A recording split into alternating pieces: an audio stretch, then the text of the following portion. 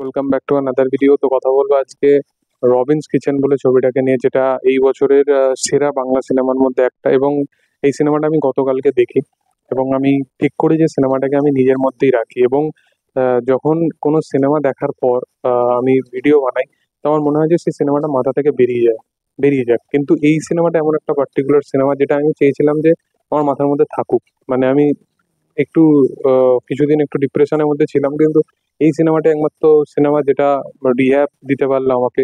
পিছনে ডিনো জেমসের ছবি আছে, তো ডিনো জেমসের গান শুনে আহ, আরো বেশি মন্ত্রমুগ্ধ হয়ে গেলাম এই ছবিটার প্রতি। মানে এই ছবিটা এত ভালো ছবি। তোমরা যদি পুনর্জন্ম বলে যে ছবিটা সিরিজটা আছে আফরান নিশোর, সেই সিরিজটা দেখবে। সেই সিরিজে যেরকম সে পারফরমেন্স দিয়েছে আফরান নিশো, সেই পারফরমেন্সটা এই এই সিনেমার কাছে মানে কিছু নয়। এই সিনেমাটা মানে সবকিছু ছাড়িয়ে সবকিছু আলাদাই। মানে ওই ভিলেনের পার্ট, ওই সমস্ত কিছু, মানে ওই ডার্ক লেভেল, ওই ভায়োলেন্স, ওই সব কিছু নয়। বা যদি তোমরা এই রিসেন্ট টাইমে যদি যে কোনো ছবি, টুইস্টার বলো, সূর্য বলো, এই রকম যেরকম যেরকম ছবিগুলো, বা মহারাজা বলো, এই যে ছবিগুলো, এই ছবিগুলোতে ভায়োলেন্স কি দেখিয়েছে, বা এই ছবিগুলোতে ভিলেনের পারফরমেন্স কি দেখিয়েছে। এখানে লিডিং সুপারস্টার বনি এবং প্রিয়াঙ্কা সরকার, তাদের মধ্যে পারফরমেন্স, তাদের মাত্রা, তাদের সিনেমার মাত্রাই আলাদা। এবং তারা যেরকম ভাবে জিনিসগুলোকে ডিজাইন করেছে, দারুণ লেভেলে।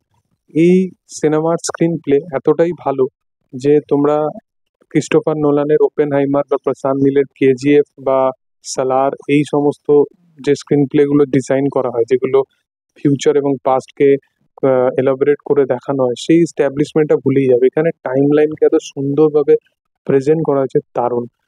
মালায়ালাম ছবি আছে প্রেমালু।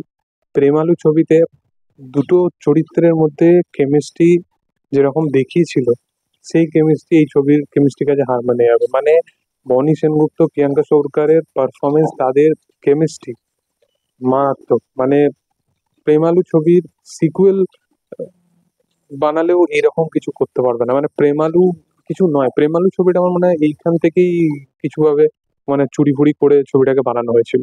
এই ছবির ব্যাকগ্রাউন্ড স্কোর এতটা ভালো যে আহ, লিও যদি দেখো, বিক্রম দেখো, অনিরুদ্ধের যদি বিজিএম দেখো, সেখানে যে একটা সিনেমার যে একটা যে এক্সপিরিয়েন্সটা জওয়ানের ক্ষেত্রে যেরকম হয়েছিল, অনিরুদ্ধ মানে এই এই ব্যাকগ্রাউন্ড দেখলে অনিরুদ্ধই সেই এক্সপিরিয়েন্সটা পাবে। মানে অনিরুদ্ধ হারিয়ে যাবে এই এরকম ব্যাকগ্রাউন্ড স্কোর দেখলে। এত ভালো সিনেমা, এবং আমার মনে হয় বাংলা সিনেমাকে একটা আলাদা মাত্রায় নিয়ে যাবে এই সিনেমাটা।